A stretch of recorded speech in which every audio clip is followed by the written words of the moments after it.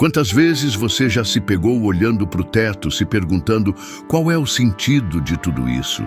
Você acorda, trabalha, lida com problemas, tenta ser forte, mas lá no fundo, sente como se estivesse apenas existindo e não vivendo de verdade. Se você já pensou nisso, quero que saiba de uma coisa muito importante. Você não está sozinho. E mais do que isso, você não está perdido. Na verdade, é nas perguntas mais profundas da alma que o propósito começa a nascer. Às vezes, achamos que viver com propósito é acordar todos os dias com uma missão clara, um plano traçado e um coração cheio de certezas. Mas a verdade é que propósito não começa com respostas. Ele começa com dúvidas. Começa naquele dia em que você se pergunta: será que eu fui criado para mais do que isso? E essa pergunta é o início da transformação. O propósito não é um ponto de chegada, é uma jornada. Vivemos em um mundo que cobra resultados rápidos. Queremos saber qual é o nosso chamado, qual é o nosso destino, qual é o plano de Deus para a nossa vida. Mas e se eu te dissesse que o propósito não está apenas no destino, e sim no caminho? Cada passo, mesmo os mais incertos, fazem parte de algo maior. Jesus caminhou entre os homens por 33 anos. E só nos últimos 3 viveu o ministério que todos conhecem. O restante foi preparação, foi silêncio, foi cotidiano. Isso nos ensina que o propósito não é só o palco, é também o bastidor. Não é só o brilho da realização, é também o esforço no escuro. É sobre ser fiel no pouco, porque é nesse pouco que Deus testa o nosso coração. Quando você se sente perdido, Deus já está te encontrando. O sentimento de estar fora do caminho pode ser, na verdade, o empurrão que você precisava para se alinhar com o céu. Muitas vezes Deus permite que o chão nos falte para que a gente perceba que a nossa base verdadeira nunca foi esse mundo. Davi foi ungido rei ainda menino, mas você sabe o que veio depois? Caverna, perseguição, injustiça. O propósito de Deus não se apagou, mas precisou ser lapidado. E foi na caverna que Davi aprendeu a depender, a confiar, a resistir. Talvez hoje você esteja nesse lugar escuro, sem entender por que as coisas não aconteceram como você sonhou. Mas não confunda caverna com sepultura. Deus não te enterrou. Ele está te escondendo para preparar você para algo maior.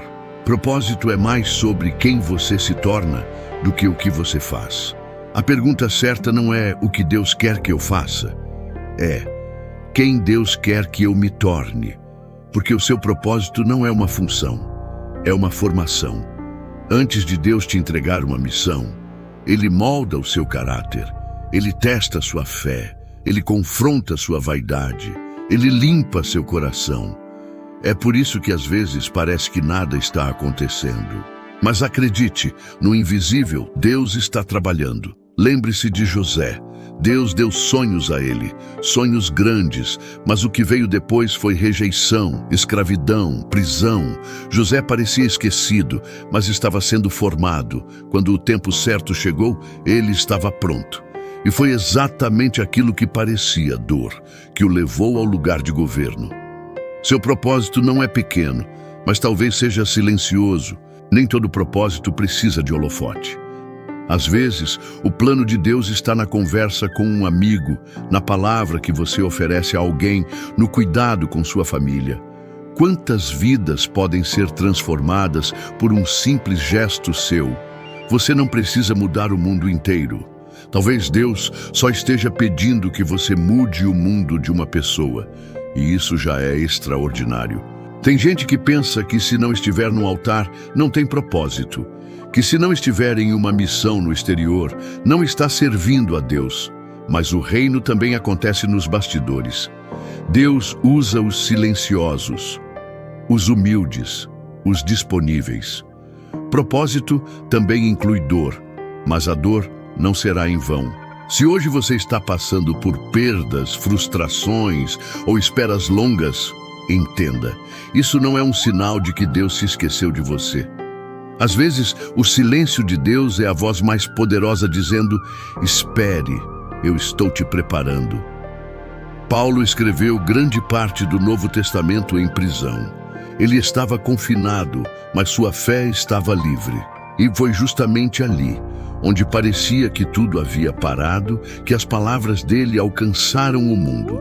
Ou seja, mesmo se tudo parece paralisado ao seu redor, seu propósito pode estar sendo construído, não pelas circunstâncias, mas pela fidelidade de Deus. O que fazer enquanto você não entende o seu propósito? Permaneça fiel nas pequenas coisas.